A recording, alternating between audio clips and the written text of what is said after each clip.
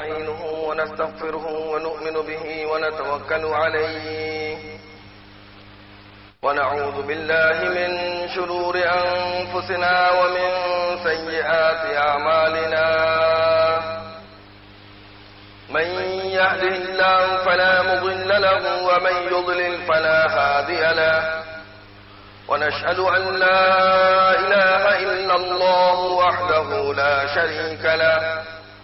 ونشهد أن سيدنا ومولانا محمدا عبده ورسوله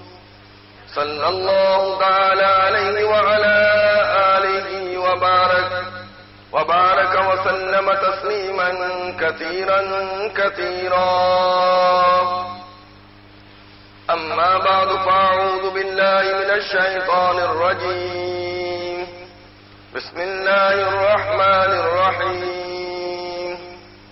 ولقد خلقنا الإنسان ونعلم ما توسوس به نفسه ونحن أقرب إليه من حبل الوريد إذ يتلقى المتلقيان عن اليمين وعن الشمال قعيد ما يلفظ من قول إلا لديه رقيب عتيد وجاءت سكرة الموت بالحق ذلك ما كنت منه تحيد ونفخ في الصور ذلك يوم الوعيد وجاءت كل نفس معها سائق وشهيد لقد كنت في غفلة من هذا فكشفنا عنك غطاءك فبصرك اليوم حديد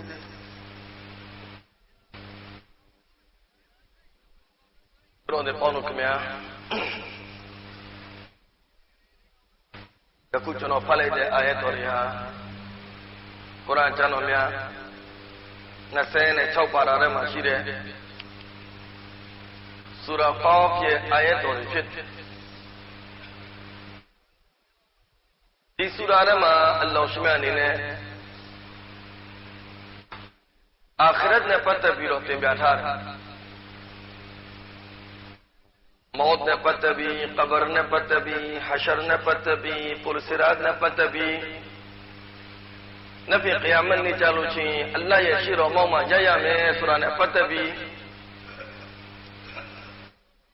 تبوگا آخرت یا چاونے کو دی سورہ ماتے بیٹھا رہا تمام نبی محمد رسول اللہ صلی اللہ علیہ وسلم امیل لو دی سورہ کو پھلے شیر فجر نماز مالے تمام نبی کا دی سورہ کو پھلے شیر تکاتیاں تمام نبی فجر نماز ما سورہ قاف کو پھدے تکاتیاں اقتربت الساعہ کو پھدے اری ٹائم ہے جمعہ نماز مالے تمانمیا کا دی سورہ کو پھلے شیرے اری ٹائم ہے عید نماز مالے تمانمیا کا دی سورہ کو پھلے شیرے اری ٹائم ہے جمعہ نے خطبہ پیرا کا مالے تکاتے ہیں دی سورہ نما پارے آیت دورے کو تمانمیا پھلے شیر تمانمیا جی صلی اللہ علیہ وسلم دی سورہ کو بلاو خطلے سوئیں صحابی امیوت میدبا ہشام تکیمانی نے امیشرے جمع گا تمانویا ایناما نیرے ننے لاؤ جمع گا تمانویا ایناما نیرے میبو تکورے گو تمانویا میتادو لے جمارو میتادو نکو سلونگا میبو تکورے گو اتو تونیا ادلاؤ جمارو اینے تمانویا اینے گا سے نیرے ہشام امیشرے تمانویا گا دی سورہ کو کھلا کھلا پڑھو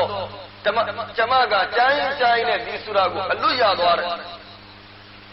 تمانویا فجر نماز مالے پڑھے جمعہ نماز ما پڑھے عید نماز ما پڑھے تمانویا پڑھا کو چائیں نے جمع گا اللہ پایا وار اے دیو تمانویا صلی اللہ علیہ وسلم دی سورہ کو پھلی شیر دی سورہ نے ما ترو دے قوم کے میں آخرت دے چاہوں گو اللہ سے پیارا رہے آخرت مسلمان دیو یہ ادی کا اومیمون سوشومو کا آخرت کو معمودی رہے လူကြောက်ကဒုနီယာလောကမှာတိုက်ပေါ်မှာနေရလို့သူအောင်မြင်သွားတာမဟုတ်ဘူးလူကြောက်ကဒုနီယာလောကမှာကျွယ်ဝလို့ချမ်းသာလို့အဲ့ဒီပုဂ္ဂိုလ်ကအောင်မြင်သွားတာမဟုတ်ဘူးလူကြောက်ကဒုနီယာလောကမှာယာရုအာနာတွေရလို့သူကအောင်မြင်သွားတာမဟုတ်ဘူးအဓိကအောင်မြင်တဲ့သူကဘယ်လိုလဲနဖီကီယာမတ်နေ့ကျရင်ဖမန်ဇုဟ်ဇီယာအလင်နာဝအုဒခီလလ်ဂျန်နတဖကတ်ဖာတ်ဘယ်ပုဂ္ဂိုလ်နဲ့ပတ်သက်ပြီးတော့အလ္လာဟ်ကဂျန်နတ်ရဲ့ဆုံးဖြတ်ချက်ကိုချမယ်အဲ့ဒီလူသားလေးစစ်မှန်တဲ့အောင်မြင်တဲ့သူဖြစ်မယ်အဲ့ဒီလူကဒုနီယာလောကမှာတဲပုတ်ထဲမှာနေရပါသေးအဲ့ဒီလူကဒုနီယာလောကမှာမနက်စာစားပြီးညနေစာစားဖို့မရှိပါသေးနဲ့ညနေစာစားပြီးမနက်စာစားဖို့မရှိပါသေးနဲ့သို့တော့အလ္လာဟ်ကဂျန်နတ်ရဲ့ဆုံးဖြတ်ချက်ကိုချလိုက်တယ်ဆိုရင်အဲ့ဒီလူကအောင်မြင်တဲ့သူဖြစ်သွားပြီ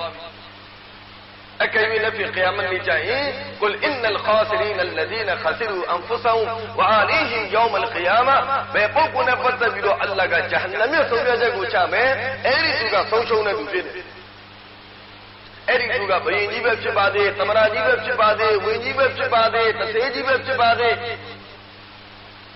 သို့တော့အလ္လာဟ်ကဂျဟန္နမ်ရဲ့ဆုံးဖြတ်ချက်ကိုချလိုက်ပြီဆိုရင်အဲ့ဒီသူကဆုံးရှုံးတဲ့သူဖြစ်သွားပြီသူတော်တွေပေါင်းလို့ခင်ဗျာအဲ့တော့အဓိကအောင်မြင်မှုနဲ့ဆုံးရှုံးမှုကဘယ်ပေါ်မှာမူတည်လဲအာခရတ်ပေါ်မှာမူတည်တယ်အဲ့ဒါကြောင့်မို့ကုရ်အာန်ကျမ်းမှာတအုပ်လုံးမှာအလ္လာဟ်ကအာခရတ်ရဲ့အကြောင်းကိုထပ်တလဲလဲသင်ပြထားတယ်ထပ်တလဲလဲသင်ပြထားတယ်ထပ်တလဲလဲသင်ပြထားတယ်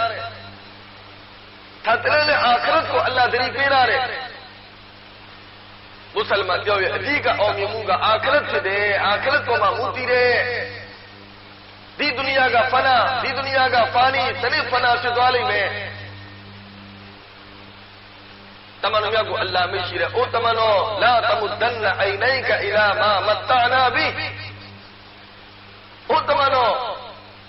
ဒီကာဖရီမုရှရစ်ရဲ့ဥစ္စာပစ္စည်းကိုအတင်းတမန်တော်မော်တော်မကြည့်နဲ့သူတို့ရဲ့ဥစ္စာပစ္စည်းတွေကိုကြည့်ပြီးတော့အတင်းသရေမယူနဲ့အာမကြနဲ့ဒုနီယာရဲ့ဥစ္စာပစ္စည်းအလ္လာဟ်ကအားလုံးကိုပေးရတယ်အနေနဲ့များကာဖရကိုလည်းပေးရတယ်မုရှရစ်ကိုလည်းပေးရတယ်အလ္လာဟ်ကိုဥချတဲ့သူကိုလည်းအလ္လာဟ်ပေးရတယ်အလ္လာဟ်ကိုဥမချတဲ့သူကိုလည်းအလ္လာဟ်ပေးရတယ်အလ္လာဟ်ကိုညာနဲ့ပြစ်မယ်ဆိုပြီးတော့ပြစ်လိုက်တဲ့နမရူဒ်ကိုလည်းအလ္လာဟ်ကအုပ်ချုပ်မှုအာဏာပေးရတယ်ကိုခဒါလို့တွေ့ကြတဲ့ဖီရအောင်းကိုလည်းအလ္လာဟ်ကအုပ်ချုပ်မှုအာဏာပေးရတယ်ဒုနီယာကအလ္လာဟ်တာတော်မှာတန်ဖိုးမရှိဘူးဟိုတမန်တော်ဒီကာဖရီမုရှရစ်ရဲ့ဥစ္စာပစ္စည်းကိုအတင်းမော်တော်မကြည့်နဲ့ واصبر نفسك مع الذين يدعون ربهم بالغداة والعشي ဟိုတမန်တော်အတင်းသို့ဆဟာဘာတွေနဲ့အတူတူနေပါအကျင့်ဆဟာဘာတွေကစားဖို့မရှိပေမဲ့တောက်ဖို့မရှိပေမဲ့ဝတ်ဖို့မရှိပေမဲ့နေဖို့မရှိပေမဲ့အဲ့ဒီဆဟာဘာတွေကမနဲ့ညကအလ္လာဟ်ရဲ့တကီကိုလုပ်တယ်အဲ့ဒီဆဟာဘာတွေနဲ့အတူတူအတင်းနေပါသူတော်တွေပေါင်းလို့ခင်ဗျာနောက်တနေရာမှာအလ္လာဟ်ရှ်ကအမိန့်ရှိတယ်ယာအီဝန်နာစ်အင်နဝါဒအလ္လာဟ်ဟက်အိုလူသားငါအလ္လာဟ်ရဲ့ဂရီတော်ကလုံးဝဟက်ဖြစ်တယ်အလ္လာဟ်ရဲ့ဂရီတော်ကဘာလဲအလ္လာဟ်ကအမိန့်ရှိတယ်အိုလူသားတနေ့မင်းကမောင်းဆိုတဲ့တင်ပြင်းကြနဲ့ရင်ဆိုင်ရမယ်တည်ပြီးတဲ့နောက်မင်းကကဘရကိုသွားရမယ်အတော်အတန်အဲ့ဒီကဘရမှာနေပြီးတဲ့နောက်မင်းကပြန်လဲရှင်ပြန်ထားရမယ်အဲ့ဒီတော့မင်းကအလ္လာဟ်ရဲ့ရှေ့တော်မှာကြားရမယ်အဲ့ဒီတော့မင်းနဲ့ပတ်သက်ပြီးတော့ဂျန်နတ်ရဲ့ဆုံးဖြတ်ချက်ဒုတိယဂျဟန္နမ်ရဲ့ဆုံးဖြတ်ချက်ကိုချလိုက်မယ်အလ္လာဟ်ကအမိန့်ရှိနေတယ်အင်နဝါဒအလ္လာဟ်ဟက်ငါရဲ့ဒီဂရီကလုံးဝဟက်ဖြစ်တယ်فلا تغرنكم الحياة الدنيا ولا يغرنكم بالله الغرور قولوا لا دي دنيا الله پارما منگا منتوانے دی دنیاရဲ့ဥစ္စာပစ္စည်းတွေထဲမှာဒီဒုနီယာရဲ့အလ္လာဟ်ပါထဲမှာမင်းကနစ်ပြီးတော့ငါအလ္လာဟ်ရဲ့အမိန့်တော်တွေကိုမဖိစနဲ့သူတို့တွေပေါင်းလို့ခင်ဗျာတမန်တော်မြတ်ကြီးမုဟမ္မဒ်ရဆူလုလာဟ်ဆလ္လာလာဟူအလိုင်ဝါဆလမ်အမြဲတမ်းဆဟာဘာတွေကိုအာခရတ်နဲ့ပတ်သက်ပြီးတော့တိုက်တွန်းလေးရှိတယ်တမန်တော်မြတ်အမြဲတမ်းဆဟာဘာတွေကိုအကဲခတ်နေတယ်အမြဲတမ်းတမန်တော်မြတ်ဆဟာဘာတွေရဲ့အုံနောက်ထဲမှာအာခရတ်ကိုကြိုက်သွင်းမိတယ်ဆဟာဘာတွေရဲ့နှလုံးသားထဲမှာအာခရတ်ကိုကြိုက်သွင်းမိတယ် အမြဲတမ်းအာခရတ်နဲ့ပတ်သက်ပြီးတော့တမန်တော်မြတ်ကဆာဟာဘာတွေကိုတိုက်တွန်းနေတဲ့သူတော်ဒီမှာခဏခဏကြားမှုပါတယ်တမီးတော်ဖာတီမာရောက်လာတဲ့ပပတမီးဒီမှာကျုံလေးကျုံမတယောက်မှမရှိဘူးအိမ်မှာကိုယ်ခွဲဆိုလို့ဘလူးမှမရှိဘူးအိမ်ရအလုပ်ကြီးအားလုံးကိုတမီးကိုယ်တိုင်လုပ်နေရတယ်ပပတမီးကိုကျုံလေးတယောက်တော့ပေးပါကျုံမလေးတယောက်တော့ပေးပါဟိုးဝေးလာတဲ့နေရာမှာသွားပြီးတော့တမီးကိုယ်တိုင်ရေကိုခတ်ပြီးတော့ကြောပေါ်မှာမပြီးတော့ယူလာရတယ်ပပတမီးကိုအိမ်ပေါ်နေတဲ့အိမ်ပေါ်လေးတယောက်တော့ပေးပါကျုံလေးတယောက်တော့ကျုံမလေးတယောက်တော့ပေးပါတမန်တော်မြတ်ဘာပေးခဲ့လဲသူတော်ဒီအောင်ခင်ဗျာတမန်တော်မြတ်မိမိရဲ့သမီးတော်ဖာတီမာကိုဘယ်လောက်ချစ်လဲတမန်တော်မြတ်မရှိတယ်ငါသမီးလေးဖာတီမာကငါ့ရဲ့အသေးနှလုံးသားဖြစ်တယ်တကောဟဒရတ်အလီနဲ့ဟဒရတ်ဖာတီမာရံဖြစ်ကြတယ်စကားများကြတယ်လင်းနဲ့မရရှာနဲ့သွားနည်းနည်းပုံမှာတော့အခုအထစ်လေးတွေကတော့ရှိမှာပဲတမန်တော်မြတ်ကြားတော့တမန်တော်မြတ်အမိန့်ရှိတယ်ဖာတီမာကငါ့ရဲ့အသေးနှလုံးသားဖြစ်တယ်ဖာတီမာကိုစိတ်ထိခဲ့အောင်မလုပ်နဲ့တကောဟဒရတ်အလီရဒီအလ္လာဟူတအာလာအဘူဂျဟလ်ရဲ့သမီးနဲ့နီကာလုံးဖို့ဆိုစီစဉ်နေနောက်အိမ်တော်ပြုဖို့စီစဉ်နေတမန်တော်မြတ်ကြားသွားတော့တမန်တော်မြတ်ဆာဘာတွေကိုခေါ်တယ်မင်ဘာဘကိုတက်တယ်တက်ပြီးတော့တမန်တော်မြတ်မရှိတဲ့ဘုရုကဖာတီမာကိုဒုက္ခပေးတယ်အဲ့ဒီလူကငါတမန်တော်ကိုဒုက္ခပေးတာနဲ့တူတယ်အလီကိုပြောအဘူဂျဟလ်ရဲ့သမီးနဲ့နီကာလုံးမယ်ဆိုရင်ငါမုဟမ္မဒ်ရဲ့သမီးဖာတီမာကိုတလတ်ပေးလိုက်ငါရဲ့သမီးနဲ့အဘူဂျဟလ်ရဲ့သမီးတိုင်နဲ့မှတော့သူ့မနေနိုင်ဘူးတမန်တော်မြတ်မိမိသမီးတော်ဖာတီမာကိုတော်ချစ်တယ်အဲ့တော့သမီးတော်ဖာတီမာကွယ်လွန်ငါးနှစ်ချိန်မှာတမန်တော်မြတ်ထံကိုရောက်လာတဲ့တမန်တော်မြတ်သမီးကိုခေါ်တယ်ခေါ်ပြီးတော့ပြောတယ်သမီးပပအလ္လာဟ်မိတ်ခံတော့မယ်သမီးကအဖေကိုဘယ်လောက်ချစ်လဲအဖေကလည်းသမီးကိုဘယ်လောက်ချစ်လဲအဲ့ဒါဖာတီမာဒီစကားကိုကြားတော့ငိုပါလေရောတမန်တော်မြတ်ပြန်ခေါ်တယ်ခေါ်ပြီးတော့ပြောတယ်သမီးမငိုနဲ့ပပကွယ်လွန်ပြီးတဲ့နောက်မှာပပရဲ့မိသားစုထဲမှာပရမအုဇုနိကဘရဲမှာသုံးရမှာကသမီးဖြစ်တယ်တမန်တော်မြတ်ကွယ်လွန်ပြီးတော့6လမှာဟဒတ်ဖာတီမာလည်းအလ္လာဟ်မိတ်ခံသွားတယ်ဘယ်နဲ့တမန်တော်မြတ်အလ္လာဟ်မိတ်ခံသွားတယ်အဲ့ဒီနေ့ကနေဟဒတ်ဖာတီမာရဲ့မျက်နှာမှာအကျုံးဆိုတာမရှိတော့ဘူးတမန်တော်မြတ်ကွယ်လွန်ပြီးတော့6လအတွင်းမှာပဲသမီးတော်ဖာတီမာလည်းအလ္လာဟ်မိတ်ခံသွားတယ်အဲ့ဒီသမီးတော်ကျုံလေးတယောက်ကျုံမလေးတယောက်လာပြီးတော့တောင်းနေတယ်တမန်တော်မြတ်ဘာပြောလဲသမီးပြင်မနဲ့ဆိုတာပပတိတယ်သို့သောသမီးအဲ့ဒီကျုံမတဲ့ကိုပို့ပြီးတော့ကောင်းတာကိုပပေးမယ်အဲ့ဒါပါလေညကိုအိယာဝင်တဲ့အခါမှာဆုဘဟာနလ္လာ33ကြိမ်အလ်ဟမ်ဒူလ illah 33ကြိမ်အလ္လာဟူအက်ဘာ34ကြိမ်ဖတ်ပြီးတော့သဘောကပါလေသမီးကလာပြီးတော့ဒုနီယာတောင်းနေတယ်တမန်တော်မြတ်ဒုနီယာမပေးဘဲနဲ့အာခရတ်ပြေးခဲ့တယ်သမီးကလာပြီးတော့မာလ်ဆိုတဲ့ဥစ္စာပစ္စည်းတောင်းနေတယ်တမန်တော်မြတ်ကမာလ်မပေးဘဲနဲ့အာမာလ်ပေးခဲ့တယ်သမီးဒီဒုနီယာရဲ့ဘဝဇင်ဒဂီလေးကခဏလေးပါဒီနေ့ဒီဒုနီယာကြီးကိုစွန့်ပြီးတော့တင်သွားရလိမ့်မယ်တမတ်တော်အလီရောက်လာတယ်ယာရဆူလလာကိုရောဒီမှာစိတ်တွေတိုးတွေအများကြီးရောက်နေတဲ့အားလုံးကိုကိုရောပေးနေတယ်ယာရဆူလလာကျွန်တော်လည်းမတဟိတ်တယောက်ပါကျွန်တော်လည်းထားထိုက်ပါတယ်ကျွန်တော်ကလည်းစိတ်လေးတိုးလေးတကောင်လောက်ပေးပါတမန်တော်မြတ်မရှိတယ်အလီစိတ်တွေတိုးတွေယူမလားဒါမှမဟုတ်ငါမင်းကိုဒွါ9လုံးသင်ပေးမယ်အဲ့ဒီဒွါယူမလားဘာယူလဲပြောသူတော်ဒီအော်လို့ခင်ဗျာကိုတမက်ပဲစိတ်တွေတိုးတွေလည်းပေးလိုက်ဒွါလည်းပေးလိုက်မရဘူးလားတမန်တော်မြတ်ဒွါလည်းပေးလိုက်လို့ရတယ်ရော့စိတ်ကလေးတကောင်လည်းယူသွားလို့ပေးလိုက်လို့ရတယ်တမန်တော်မြတ်အလီကိုဘယ်လောက်ချစ်လဲအချစ်ဆုံးသမီးတော်ဖာတီမာကိုအလီကိုပေးခဲ့တယ်ဟဒတ်ဖာတီမာကိုဟဒတ်အဘူဘကာလာပြီးတော့စကားကမ်းလန်းနဲ့တမန်တော်မြတ်လက်မခံခဲ့ဘူးဟဒတ်ဥမာလာပြီးတော့စကားကမ်းလန်းနဲ့တမန်တော်မြတ်လက်မခံခဲ့ဘူးဆာဟာဘာတွေကဟဒတ်အလီကိုပြောတယ်အလီမင်းသွားပြီးတော့စကားကမ်းလန်းကြည့်မင်းသွားပြီးတော့စကားကမ်းလန်းဟဒတ်အလီကရှက်ကိုရှက်ကားနဲ့တမန်တော်မြတ်နာကိုရောက်လာတယ်လာပြီးတော့ခေါင်းငုံပြီးတော့ထိုင်လိုက်တယ်တမန်တော်မြတ်ရေမိသွားတယ်ဟ Hona Abu Bakr larega Maudu like it. Hona Umar Jalare, Umar Gulanga Lamakamu like it. Aku Ali Yaulavi, Shaku Shakana, Gamu, Tiny. Tamanaka, Mila de Bale, Ali, Fatima, the Gakalamu Lala. Hopara Ya Rasulullah, Jalo Fatima, the Gakalamu, Laya Jipide. Tamanaka Babule, Surah Marhaba, Marhaba, Marhaba, Marhaba. And love Tamanaka, Tobio, the Bagumina Lele. Tabiro Ali, Payme Lamajobu, Babu Lamajobu. Lakana Lamajobu, Yena Lamasobu. Tamanaka, the Bago, I will leave you, Sabarina, the Gatlone. Jalaro Hadrat Alika Shella, Shella, Atali, Tabio, Toilet. Uma Abdima Sahabari Chile, Sahabari Mire Ali Bashile. Aluna Waimija Bashile. Aluna Pila Hadrat Aligo. Toami Tauji, Mego to Pilame. Hadrat Aliga Alumo, Jobalio, Menujong Ashaquare. Menunga no Pilunga Toala. A Chamitora Bachile.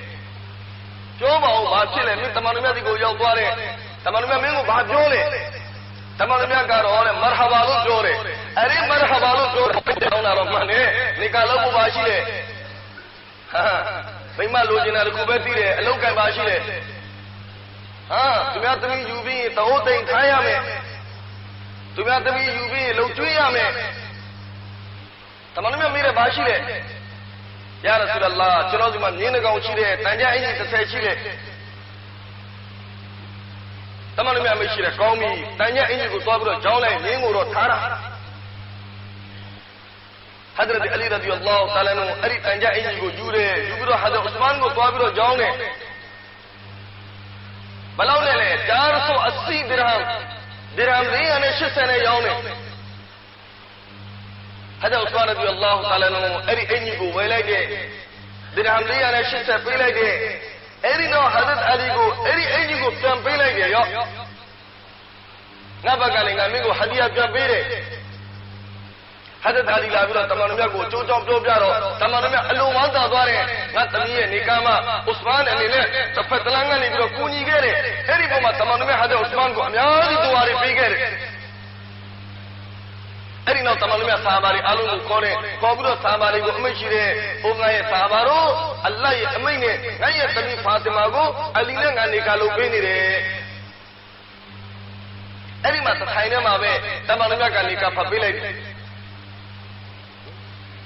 The Tainamabe Nika Papilage. Nika Papile Nama, Sumlumine, Tamanamia Gash, Yai Lusara Sharbatko, Arima Taikere. Nikapire no Masumuni Twigere, Piaile Lucana Sharbat, the Boga Shoyibo, Shoyibo Tide, Sumuni Twire, Aradamu, Nikaya, Taiwan Pidenoma, a true tweeting of Sunatude. Erino Tanine Videno Hadad Aliga Consulare, Yarasulallah, Akama Biro, Chache Akama Aberibu, Ruxadi Maloberibu, Tanija Abiro, Ruxadi Lobira. Hadrat Ali ka Consulare, Ya Rasulallah, Ruxadi Lopiro, Aka Apiro, Tamanami Amishir Ali, Natami Fatima Gunga, Balau Chile, Suraminti Remula, Fatima Go, Allah Paribari, Pinsemile, Darudami, Bulu Pinsena, Adro Pinsemile. Any now to the Honukame, Hadrat Ali ka Fatima Kimago, Kobuga Yala. Yaula Tamanamia Kanago Collide, Enego Collide. Kobiro Tamanamia Mishir Ali Nabi ki beeti tumko mubarak. Nabi है तमी तीन तो मिलना से बादे बरकत सी बादे ना तमीरो गो मिशीरे तमी फातिमा ना ये शुरू ताजी ने रे मा ना अच्छे सोंगा अली एरी अली रे ना तमी को निकालो पीले भी एरी ना तमानु में दुआरे पीरे जमा अल्लाह बैनकुमा वबारक फीकुमा وأخرج منكما ذرية طيبة تمام دي دواري بيره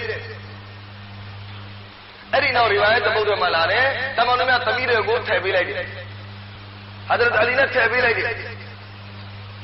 နောက်ဆိုတရားမှာဘယ်လိုလာရှိလဲဆိုရင်ဟဒရတ်အလီကိုတမန်တော်များပြန်ခိုင်းလိုက်တယ်တမန်တော်များအုမ်မီအိုင်မန်ကိုပြောတော့အုမ်မီအိုင်မန်ဖာတီမာကိုအလီအိမ်ကိုပို့ခဲ့လိုက်ရုပ်စတီလုံးနေတာအခါအားနေတာဘာမှပုံကြီးမချဲခဲ့ဘူးတမန်တော်များ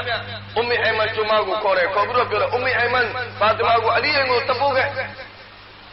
အုမ်မီအိုင်မန်ကမဟဒရတ်ဖာတီမာကိုဟဒရတ်အလီရဲ့အိမ်ကိုပို့ခဲ့လိုက်တယ်တမန်တော်များအမိရှိတယ်အလီကိုပြောအရှာဖီငါလာမယ်ငါ့ကိုစောင့်နေအရှာပြီးတော့တမန်တော်များရောက်သွားတယ်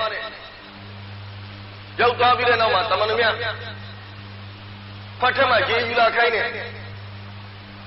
အဲ့ဒီရေထဲမှာတမန်တော်များကမူအဝဇတိုင်းကိုဖတ်ပြီးတော့မှုတ်တယ်ဆူရာကုလ်အာဥဒူဘီရဘ်ဖလတ်ကုလ်အာဥဒူဘီရဘ်နတ်ဒီဆူရာကိုဖတ်ပြီးတော့မှုတ်တယ်မှုတ်ပြီးတော့တမန်တော်များကအဲ့ဒီရေကိုယူပြီးတော့သမီးနဲ့တမတ်ရဲ့ခန္ဓာကိုယ်မှာပတ်ဖြားမိခဲ့တယ်အဲ့ဒီနောက်တမန်တော်မြတ်ဆလ္လာဟူအလိုင်ဝါဆလမ်ဘရကတ်ရှိဖို့အတွက်ဒူအာတွေပေးခဲ့တယ်အဲ့ဒီနောက်နေ့မနက်ကိုတမန်တော်မြတ်ကဝလီမာကျွေးတယ်သမီးရဲ့နေကာမှာထထဲဝဝနဲ့ဝလီမာကျွေးခဲ့တယ်အဲ့ဒါကြောင့်ပညာရှင်များအမိတ်ရှိတဲ့နေကာမှာဝလီမာကျွေးဖို့အတွက်ခွင့်ပြုထားတယ်ကျွေးနေကာကတော့ရိုးရိုးသားသားပဲဖြစ်ရမယ်ဘလောက်ရိုးသားမယ်အဲ့ဒါတော့ဘရကတ်ရှိမယ်ဒါပေမဲ့တရားတော်ကဘာခွင့်ပြုတာလဲဝလီမာကျွေးဖို့အတွက်ခွင့်ပြုတယ်ခမရလူ100ကိုကျွေးမလားလူ200ကိုကျွေးမလားလူ1000ကိုကျွေးမလားတိုင်းတော့ဝလီမာကျွေးဖို့အတွက်တရားတော်ကခွင့်ပြုတယ်တမန်တော်များသမီးတော်ရဲ့နေကမှာထထဲဝါနဲ့ဝလီမာကျွေးခဲ့တယ်ဘယ်လောက်ဒီဝလီမာကျွေးခဲ့လဲဆိုရင်ဟဒရတ်အနတ်ရဒီအလ္လာဟူတအာလာတို့အမိန့်ရှိတယ်အလီနေကာရဲ့ဝလီမာလို့ကျွန်တော်ရဲ့ဇင်ဒဂီမှာကျွန်တော်မမြင်ဘူးတဲ့ဟဒရတ်အနတ်ကတမန်တော်များအိမ်မှာဆယ်နှစ်တည်းနေတဲ့တမန်တော်များကိုခစ်မတ်လုပ်နေတဲ့အနီးကဘော်ရီကတ်နေခဲ့တယ်အဲ့တော့ဟဒရတ်အနတ်ကကောင်းကောင်းကြီးမြင်နေတယ်တွေ့နေတဲ့ဟဒရတ်အနတ်အမိန့်ရှိတယ်အလီနေကာရဲ့ဝလီမာလို့ကျွန်တော်ကမမြင်ခဲ့ဘူးအဲ့တော့သမီးတော်ရဲ့ဝလီမာမှာတမန်တော်များကိုယ်တိုင်ရောက်လာတဲ့အဲ့ဒီတွေကိုခုခတ်ပြီးတော့ကျွေးခဲ့တယ်ဝလီမာကျွေးဖို့အတွက်တရားတော်ကခွင့်ပြုတယ်ကျွေးမဖြုံးနဲ့ဟာဒီသတော်မှာလာတဲ့ခိုင်ရုတအာမီတအာမုလ်ဝလီမာသမင်းနေနဲ့မှာအကောင်းဆုံးသမင်းကဝလီမာသမင်းနဲ့နောက်ဟာဒီသတော်မှာထပ်ပြီးတော့လာတဲ့ရှရုတအာမီတအာမုလ်ဝလီမာမကောင်းတဲ့သမင်းကလည်းဝလီမာသမင်းပဲတဲ့ကောင်းတဲ့သမင်းကဝလီမာသမင်းဆိုတာဘယ်ဝလီမာမှာတတိတွေကိုဖိတ်သလိုစေနာတွေကိုလည်းဖိတ်တယ်အဲ့ဒီဝလီမာသမင်းကအကောင်းဆုံးသမင်းဘယ်ဝလီမာမှာတတိတွေကိုမဖိတ်ပဲနဲ့ဗါလေစေနာတွေကိုမဖိတ်ပဲနဲ့တတိတွေကိုပဲရွေးပြီးတော့လက်ဆောင်လိုချင်လို့ဖိတ်တယ်အဲ့ဒီသမင်းကိုဘာပြောလဲရှရုတအာမ်ဆိုတော့တမန်တော်မြတ်မရှိတာတဲ့တမန်တော်မြတ်ဆလ္လာဟူအလိုင်ဝါဆလမ်ကိုယ်တိုင်မိမိရဲ့နေကမှာဝလီမာကျွေးခဲ့တယ်ဒုနီယာမှာနေထိုင်တဲ့လူတွေထဲမှာလူရန်သား3မျိုးရှိတယ်လူတစ်မျိုးကတော့ဆင်းရဲသားတွေနောက်တစ်မျိုးကတော့အလယ်လက်တန်းသားတွေနောက်တစ်မျိုးကတထေးတွေတမန်တော်မြတ်ဝလီမာမှာပုံစံ3မျိုးလုံးပြခဲ့တယ်ဟဒရတ်အိုင်ရှာရဲ့နေကမှာတမန်တော်မြတ်ကနှုတ်တိုက်ခဲ့တယ်ဟဒရတ်အိုင်ရှာနဲ့တမန်တော်မြတ်နေကလုပ်တယ်အဲ့ဒီဝလီမာမှာတမန်တော်မြတ်ဘာကျွေးလဲနှုတ်တိုက်တယ်အဲ့တော့ဆင်းရဲတဲ့တရားဒုက္ခမြဆင်းရဲတဲ့လူ100 200 300ကိုသူဝလီမာမကျွေးနိုင်ဘူးထထဲဝါနဲ့ဝလီမာမလုံနိုင်ဘူးသူ့အတွက်ဒါကနမူနာယူစရာလေးလက်ဖေးရည်လေးတစ်ခွက်နဲ့ပါမုံလေးတစ်ချက်နဲ့ကိမုံလေးတစ်ချက်နဲ့ရောက်လာတဲ့အဲ့ဒီတွေကိုတိုက်လိုက်ဒါလည်းပြီးသွားတာပဲတမန်တော်မြတ်အိုင်ရှာခင်မရဲ့နေကာမှာနှုတ်တိုက်ခဲ့တယ်တခါပြန်ပြီးတော့ဟဒရတ်မိုင်မူနာရဲ့နေကာမှာမိုင်မူနာခင်မနဲ့တမန်တော်မြတ်နေကာလုပ်တယ်အဲ့ဒီနေကာမှာလူပေါင်း1500ကိုတမန်တော်မြတ်ဝလီမာကျွေးခဲ့တယ်လူပေါင်း1500ကိုဖတ်တေမကာကနေပြီးတော့မလာဆူလာဟူဒိုင်ဘီယာကနေပြီးတော့ပြန်လာနေတဲ့အချိန်အဲ့ဒီဆူလာဟူဒိုင်ဘီယာမှာပါတဲ့ဆာဟာဘာတွေအားလုံးကိုဝလီမာကျွေးခဲ့တယ်အဲ့တော့လူလက်တန်းစားအတွက်ဒါလည်းနမူနာတစ်ခုအဲ့ဒီတိုင်းမှာတမန်တော်မြတ်ဟဒရတ်ဟဖ်ဆာရဲ့ဝ မာကို3ရက်တိကျင်းပခဲ့တယ်ဟာဇရတ်ဟဖ်ဆာရဲ့ဝလီမာကိုနေဟာဇရတ်ဆဖီယာရဲ့ဝလီမာကိုတမန်တော်မြတ်3ရက်တိကျင်းပခဲ့တယ်ဘလို့ကျင်းပလဲဆိုရင်တမန်တော်မြတ်သဆရခန်ခင်းလိုက်တယ်တမန်တော်မြတ်ဒီမှာမရှိတယ်ရှိတာတွေကိုသဆရခန်ပေါ်မှာချလိုက်တယ်အဲ့ဒီတော့ဆာဟာဘာတွေကိုပြောတယ်ကဲမင်းတို့ကိုဒီဘုရုဒီမှာမရှိတယ်ရှိတာကိုယူလာပြီးတော့သဆရခန်ပေါ်မှာထိုင်ပြီးတော့စားလိုက်ကြဒါလည်းဝလီမာတစ်မျိုးတမန်တော်မြတ်သဆရခန်ကိုခင်းပြီးတော့တမန်တော်မြတ်ဒီမှာမရှိတယ်ရှိတာကိုသဆရခန်ပေါ်မှာခင်းလိုက်တယ်အဲ့ဒီနောက်ဆာဟာဘာတွေကိုပြောတယ်ကဲမင်းတို့ဒီမှာဘုရုဒီမှာမရှိတယ်ရှိတာကိုယူလာပြီးတော့ဒီမှာခင်းပြီးတော့စားလိုက်ကြအဲ့ဒီလိုပုံစံမျိုးနဲ့ဟာဇရတ်ဆဖီယာရဲ့ဝလီမာကို3ရက်တိကျင်းပခဲ့တယ်ဒါလူလက်တန်းစားအတွက်ဒါလည်းနမူနာတစ်ခုတကယ်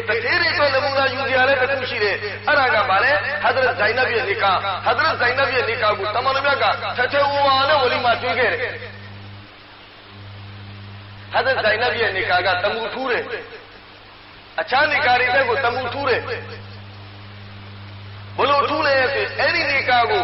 နိကာတစ်ခုလုပ်တော့မယ်ဆိုရင်အဲ့ဒီနိကာမှာဂဝါရှိရမယ်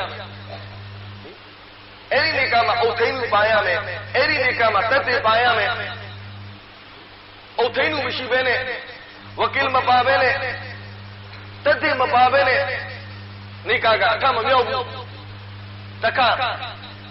အမျိုးသားကလည်းကျွန်တော်သဘောတူပါတယ်လို့ပြောရမယ်တို့သမီးကလည်းကျွန်တော်သဘောတူပါတယ်လို့ပြောရမယ်အဲ့ဒီတော့မှနိကာကအထမြောက်မယ်တို့တော့သူတော်တွေပေါင်းလို့ခင်ဗျာဟာဇရတ်ဇိုင်နဘ်ရဲ့နိကာမှာဒါတွေဘာမှမရှိခဲ့ဘူးတက်တေလည်းမရှိဘူးဝကီလ်လည်းမရှိဘူး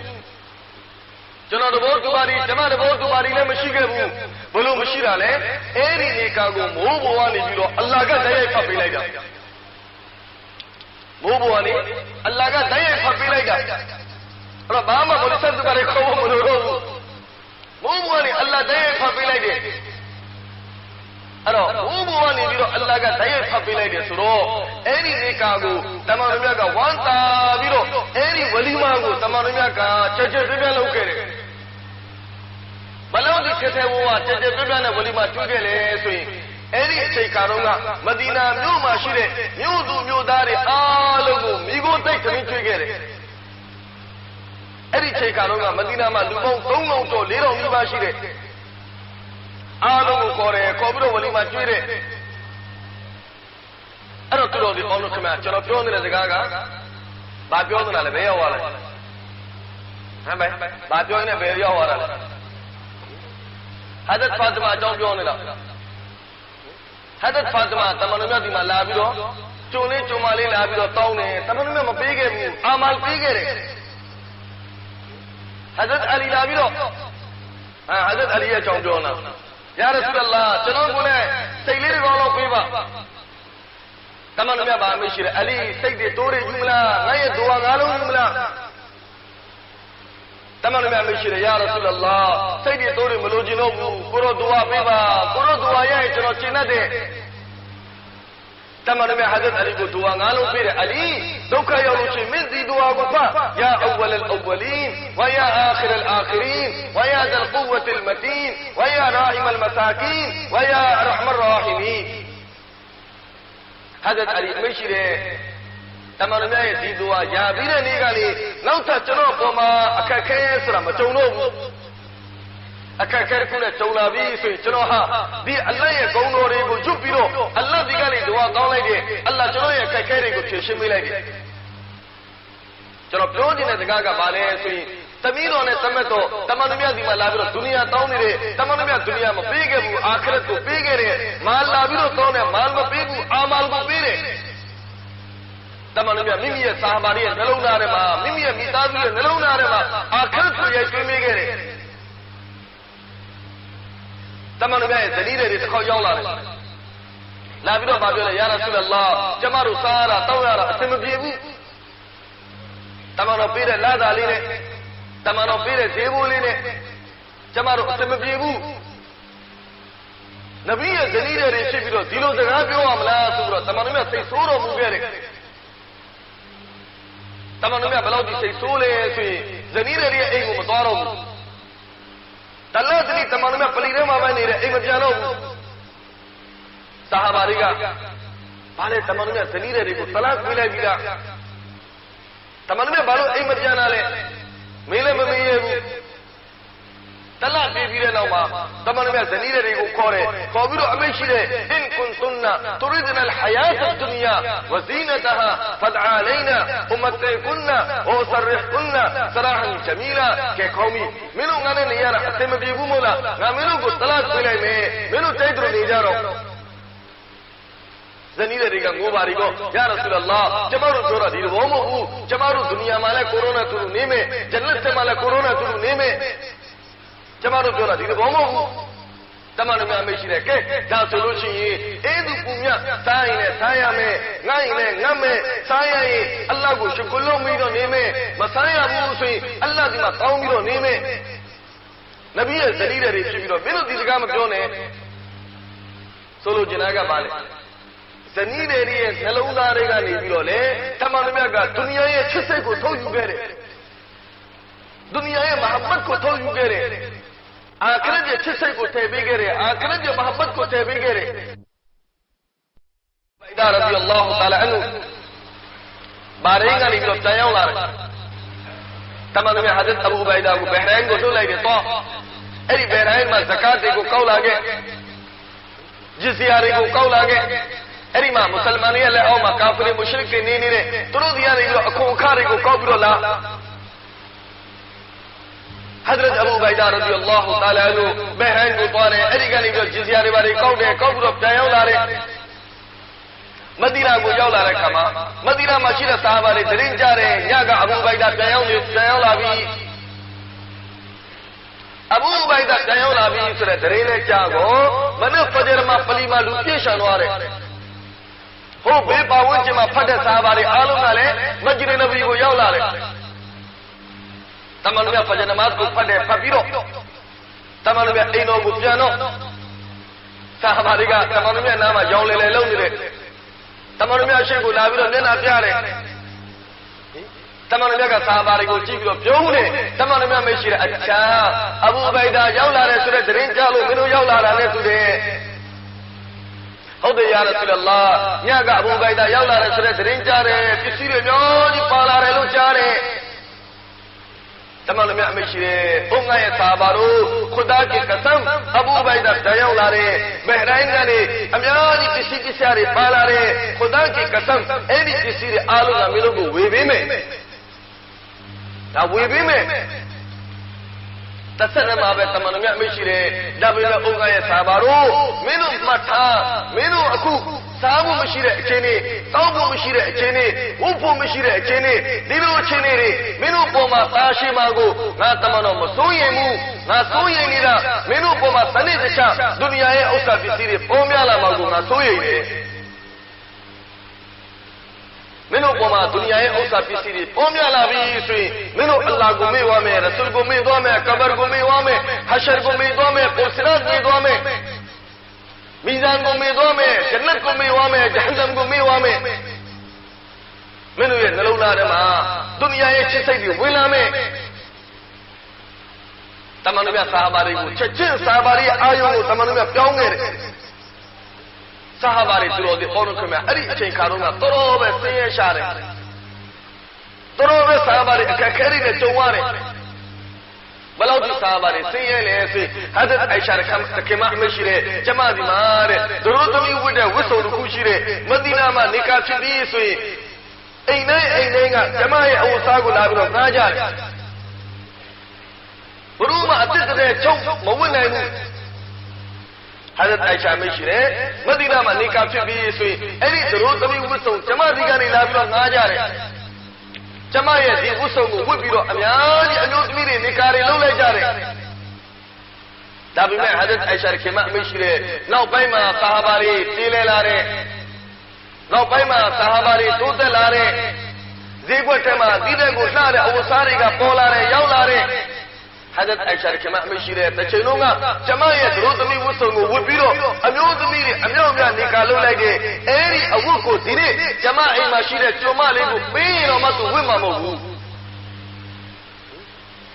ရိုးရိုးသားသားအဝတ်စားဒါတော့ထဲဝါကြီးမဟုတ်ဘူး တချိန်လုံးကမရှိတော့အဲ့ဒီအဝတ်ကလေးကိုဝတ်ပြီးတော့အဲ့ဒီဝတ်စုံလေးကိုဝတ်ပြီးတော့နေကလို့ရတယ်ဆာဟာဘာတွေအဲ့ဒီတော့အကျက်သေးတွေနဲ့ကြုံရတယ်တမန်တော်များတစ်ခေါက်ဆာဟာဘာတွေကိုအမရှိတဲ့ဘုံငါရဲ့ဆာဟာဘာတို့တနေ့မင်းတို့ကိုယ်တော်ဘုံမှာထိုင်ရမယ်ဆာဟာဘာတွေကယာရဆူလလာကိုယ်တော်ဘုံမှာထိုင်ရမယ်ဒီနေ့ကျွန်တော်တို့ထိုင်ဖို့ဖြာချမ်းတော့မရှိဘူးစုံလုံးကတဲ့လောက်ထားတဲ့ဖြာချမ်းအဲ့ဒီဖြာချမ်းလေးတစ်ခုတော့မရှိဘူးမြေကြီးပေါ်မှာကျွန်တော်တို့ဒီတိုင်းထိုင်နေရတယ်ဆာဟာဘာတွေစားဖို့အတွက်အကျက်အတဲဝုဖို့အတွက်အကျက်အတဲဘာပြောလဲဆိုတော့တမန်တော်များအမိရှိတယ်အေးဘုန်းငါရဲ့ဆာဘာတို့ဒီနေ့မင်းတို့ဖြာချမ်းမရှိပေမဲ့လက်ဖြစ်တနေ့ရောက်လာလိမ့်မယ်အဲ့ဒီနေ့ကျလို့ရှိရင်မင်းတို့ကိုယ်တော်ပေါ်မှာထိုင်ရလိမ့်မယ်ဒါပေမဲ့ဘုန်းငါရဲ့ဆာဘာတို့အဲ့ဒီကိုယ်တော်ပေါ်မှာထိုင်တဲ့နေ့နဲ့ဒီနေ့ကမင်းတို့တော့ပုံပြီးတော့တာမြတ်တယ်တမန်တော်ဆလ္လာလဟ်အလိုင်းဝါဆလမ်အမြဲတမ်းဆာဘာတွေရဲ့အာယုံကိုလုံးပစ်ခဲ့တယ်အခရတ်ဘက်ကိုလှည့်ပေးခဲ့တယ်သူတို့ဒီမှာကြားရမို့လားဖဒိုင်လက်မှာစာပြီးတော့ရောက်လာတယ်ယာရဆူလလာကျွန်တော်ဒီနေ့အယောင်းဝယ်လုပ်လိုက်တာအောက်ကြီးက300မြတ်တဲ့တမန်တော်မြတ်မေးတယ်ဘယ်လိုလုပ်လိုက်တာလဲယာရဆူလလာကျွန်တော်ဝယ်လိုက်ရောင်းလိုက်ရောင်းလိုက်ဝယ်လိုက်ဝယ်လိုက်ရောင်းလိုက်ရောင်းလိုက်ဝယ်လိုက်ရွှေဓမ္မတွေဒေါ်လာဓမ္မတွေလို့ပေါ့ရောင်းလိုက်တယ်ဝယ်လိုက်တယ်ဝယ်လိုက်တယ်ရောင်းလိုက်တယ်အဲ့ဒါကျွန်တော်ခွင်ရိုက်လိုက်တာဒီနေ့အောက်ကြီးက300ရတယ်တမန်တော်မြတ်ကိုလာပြီးတော့အားရပန်းရလာပြီးတော့သင်ပြနေတယ်တမန်တော်မြတ်ဆလ္လာလဟ်အလိုင်းဝါဆလမ်ကစဉ်းစားတယ်ဗာလေနတ်ဆာဟာဘီရဲ့နှလုံးသားထဲမှာဒုနီယာရဲ့ချစ်စိတ်များဝင်လာပြီလားနတ်ဆာဟာဘီရဲ့နှလုံးသားထဲမှာပတ်စံရဲ့ချစ်စိတ်များဝင်လာပြီလားတမန်တော်မြတ်ချက်ချင်းပဲအဲ့ဒီဆာဟာဘီရဲ့အသွေးခေါ်ကိုပြောင်းပြစ်တယ်တမန်တော်မြတ်မရှိတဲ့အိုဆာဟာဘီဖရတ်နမတ်ထွက်ပြီးတဲ့နောက်လက်ဖင်နမတ်နရကန်ထွက်ခြင်းကအောက်ကြီးက300ရတာတဲ့ကိုပို့ပြီးတော့တာမြတ်တယ်ချက်ချင်းမဲ့အာယုံကိုကောင်းပြစ်တယ်ဟာဇရတ်ဆူလမန်အလိုင်ဟိဆလာတူဝဆလမ်ကိုတော်ပေါ်မှာထိုင်ပြီးတော့လေပေါ်မှာပြန်နေတဲ့အောက်ကနေသူတော်သူကြီးတစ်ပါးကမြင်ပြီးတော့ဆူဘဟာနလ္လာဟ်ဆိုဆိုလိုက်တယ်အားကြမိတယ်အော်ဘုကောင်းတဲ့အရာတစ်ခုအားကြဖို့ကောင်းတဲ့အရာတစ်ခုကိုမြင်ရင်ဆူဘဟာနလ္လာဟ်လို့ဆိုခိုင်းတယ်ဟာမိမတွေကိုကြည့်ပြီးတော့မဆိုးနဲ့နော်အီမန်ကပြတ်သွားလိမ့်မယ်အီမန်ကပြတ်သွားမယ်အဲ့ဒီနိယတ်နဲ့ဆိုအီမန်ကပြတ်သွားမယ်အဲ့တော့အဲ့ဒီအတန်ဒီသူတော်တင်ကတောက်ကနေပြီးတော့ဆူဘဟာနလ္လာဟ်လို့ဆိုလိုက်တဲ့အတန်ဒီကတမန်တော်ဆူလမန်ရဲ့နားရဲကိုပို့လိုက်တယ်တမန်တော်ဆူလမန်အပေါ်မှာပြန်နေနဲ့ချက်ချင်းဆင်းလာတယ်သူတော်တင်ကြီးကိုမေးတယ်သူတော်တင်ကြီးအုံးနဲ့ဗာပြောလိုက်တာလေသူတော်တင်ကြီးကဗာပြောလိုက်ဆိုတော့အိုဆူလမန်တင်းကိုအလ္လာဟ်လောဥစ္စာပစ္စည်းတွေပေးရတယ်တင်းကော်တော်ပေါ်မှာထိုင်ပြီးတော့လေပေါ်မှာဗာပြန်နေတဲ့အဲ့ဒါကိုကြည့်ပြီးတော့ငါကအားကြပြီးတော့ဆူဘဟာနလ္လာဟ်လို့ဆိုလိုက်တာတမန်တော်ဟာဇရတ်ဆူလမန်ကအမရှိတဲ့အိုးသူတော်တင်ကြီးကျွန်တော်ရဲ့ပိုင်ဆိုင်မှုတွေအားလုံးကတနည်းဖနာဖြစ်သွားမယ်ကုလမန်အလိုင်ယာဖန်အားလုံးကိုအလ္လာဟ်ကတနည်းဖနာလုပ်မယ်သို့တော့ခင်ဗျားရဲ့နှုတ်ကနေထွက်လိုက်တဲ့ဆူဘဟာနလ္လာဟ်အဲ့ဒီဆူဘဟာနလ္လာဟ်ရဲ့သဝါဘ်ကဂျနတ်ထဲထိရနေလိမ့်မယ်ဒီဆူဘဟာနလ္လာဟ်ကပြည့်စည်မှာမဟုတ်ဘူးတမန်တော်မြတ်ဆလ္လာလဟ်အလိုင်းဝါဆလမ်ကလည်းအမြဲတမ်းဆာဟာဘာတွေအုံနောက်ကိုအခရတ်ဘက်ကိုလဲပေးတယ်တခေါက်တမန်တော်မြတ်ထံမှာပိုးဝင်းကြီးတစ်ထည်ရောက်လာတယ်ဟိုစီးရီးယားနိုင်ငံကနေတမန်တော်မြတ်ကလက်ဆောင်ပိုးလိုက်တယ်ပိုးနဲ့လှုပ်ထားတဲ့အင်ကြီးတမန်တော်မြတ်ကအဲ့ဒီအင်ကြီးကိုဖြန့်ကြည့်တယ်အခုလိုဆာဟာဘာတွေထိုင်နေတဲ့တမန်တော်မြတ်ကဒီအင်ကြီးကိုဖြန့်ကြည့်တော့ဆာဟာဘာတွေကအဲဒီကိုစားတဲ့အင်ကြီးကိုမမြင်ဘူးဆာဟာဘာတွေခင်ဗျာဘာလုပ်လဲဆိုတော့ထားပြီးတော့ကြည့်ကြဟိုဘက်ကတယောက်ကလည်းထားကြည့်ဒီဘက်ကတယောက်ကလည်းထားကြည့်အနောက်အရှိကတယောက်ကလည်းထားကြည့်ကြောက်ပြီးကြောက်ထားပြီးတော့အဲ့ဒီအင်ကြီးကိုကြည့်ကြတမန်တော်မြတ်ကရေးစားမိတယ်အော်ငါဆာဟာဘာတွေဒီအင်ကြီးကိုကြည့်ပြီးတော့အားချနေလားချက်ချင်းမဲ့အာယုံကိုပြောင်းပြတဲ့တမန်တော်မြတ်အမရှိတဲ့ဟိုငါရဲ့ဆာဘာတို့မနေ့ကဆာဝတ်တွေမဟာအလ္လာဟ်မိခံသွားတယ်မို့လားသူ့ကိုအလ္လာဟ်ပေးမဲ့ဂျနတ်ရဲ့အဝတ်စားဂျနတ်ရဲ့ပိုးတွေကဒီအဝတ်စားလေးကိုအစာပေါင်းများစွာတာတယ်ချက်ချင်းမဲ့ဆာဟာဘာတွေအာယုံကိုတမန်တော်မြတ်ကပြောင်းပြခဲ့တယ်သူတို့ဒီအော်လို့ခင်ဗျာဟာဒီဆိုတရားမှာတမန်တော်မြတ်အမရှိတဲ့လောကာနတ်ဒုနီယာအင်ဒအလ္လာဟ်တာဒီလူဂျနာဟ်ဘအူဒါအလ္လာဟ်ရဲ့ခန္ဓာပါမှာဒီဒုနီယာနဲ့ဒုနီယာရဲ့ဥစ္စာပစ္စည်းတွေကချင်းကောင်ကောင်ရဲ့အတောက်ဖက်လောက်တော့မရှိဘူး အကယ်၍ချင်းကောင်းကောင်ရဲ့အတောင်တစ်ဖက်လောက်တန်မိုးရှိမဲ့ဆိုရင်ငါအလ္လာဟ်ကဘယ်ကာဖာတယောက်ကိုမှခြေတပေါက်တိုက်မှာမဟုတ်ဘူးအလ္လာဟ်ရဲ့ဆမ်းမှာဘာမှတန်မိုးမရှိဘူးတမန်တော်မြတ်ဆာဘာတွေနဲ့သူတွားနေတဲ့အမိုက်ပုံခုကိုရောက်တဲ့အဲ့ဒီမှာစိတ်ကလေးတွေကတင်ပြီးတော့ပေါက်နေတယ်တမန်တော်မြတ်အဲ့ဒီမှာကြားလိုက်တယ်ရပ်ပြီးတော့တမန်တော်မြတ်ဆာဘာတွေကိုအမရှိတဲ့ဒီစိတ်တွေကို